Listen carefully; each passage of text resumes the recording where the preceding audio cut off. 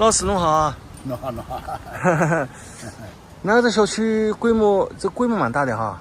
阿拉有研究这么多。那些么属于一个什么商品吗？还是董期的呢？董期基地。董期基地啊。董期。我们随便聊聊哈。我看你们这个物业好像不怎么地方，我看这个绿化好像有点杂草丛生啊。这个好像已经是换了第四家。我们这个小区呢，13年开办的，16年成立了业务。当时呢，因为入住率不是太高，所以讲这个整个这个小区的话，这个物业的这个选拔出来那个状况，其实有好多业主不是了解。就是书记当时指定了那个业务会主任，然后就开始执行业务会的工作。业务会主任们应该是老百姓居民选的呀？应该是这样的，但是当时因为什么呢？新建小区它不正规，而且作为浦江镇来讲，当时的这个好多小区都没有物业，所以他们也是一种初步的尝试，这种带着指定性质的，就把业委会就这么成立起来。那也是个临时的呀？应该是临时的，但是这个临时出来以后，就慢慢形成了这个惯例，好像就是这个业委会也就是存在下来了。因为小区是由业主说了算，不是你居委会说了算。这个法律规定就是这样的。但是我们小区呢，就是第一届业委会，其实在3年里面，他本身这个业委会主任他也不是太对这方面的管理是太在行的，也是在摸索当中。所以16年成立，一直到19年的第一届期间，基本上没有建立台账。那有防办呀，防办可以监督呀。问题就在这，防办按道理讲应该要监督、指导、赋能、培训，这个工作应该防办做。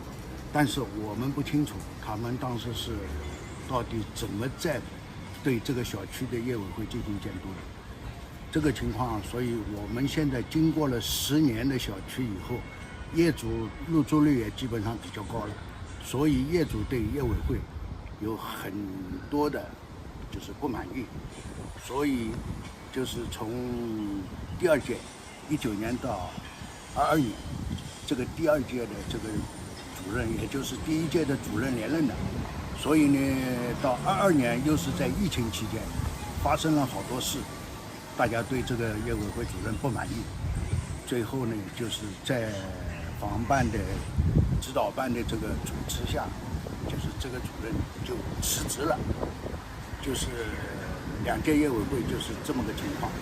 但是呢，业委会包括在2届他履行职务的时候，有好多问题。16年到19年，是吧？ 19年开始是第2届，也结束了呀。对，也结束了。那么这2届下来，不知道你知道不知道哈？应该说通过审计，因为这里面你这个小区规模不小哎。对。比如说啊，你的广告收入啊，是吧？你的停车收入啊，包括里面有商场啊，那么这笔收入你们清楚不清楚呢？应该这么讲，那个大部分业主是不清楚，而且有的业主提出来，就是我有知情权，要求业委会公布这些账目，包括广告收入、停车费，包括租赁的房屋的这些钱，包括像我们小区还有那个移动的基站，包括一些其他的这些收入都不清楚。移动基站这笔收入不小哎。是的呀，是的呀，但是就是讲从来没有公示过这个收入，包括收入跟物业公司的这个分配比例。这里还有一个问题啊，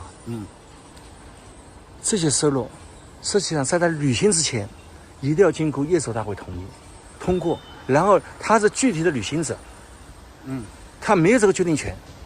比如说我要引进一个，比如说超市，1年多少收入，比如说你的电梯广告1年多少收入，这个是因为公布在先，对，然后是通过业主大会或者业主代表征询征询了以后，是吧？3分3通过了，那么才可以执行。对，但是这个工作在我们小区是没有做，可以这么讲，没有做，好多业主是不清楚。我跟你说哈，比如这个商场，1个2个还是看得到的，很多的隐形的这个收入，我们叫汽车。对，汽车当然了，这个物业可以提及部分。那么提及部分呢，实际上是共同商讨的结果，16开还怎么开，是吧？那么这个这种来龙去脉账目应该要有呀。我1年总收入是多少？物业公司签的这合同，啊，这些应该是都要公布的。道理上法律规定都是这么讲的，问题是什么呢？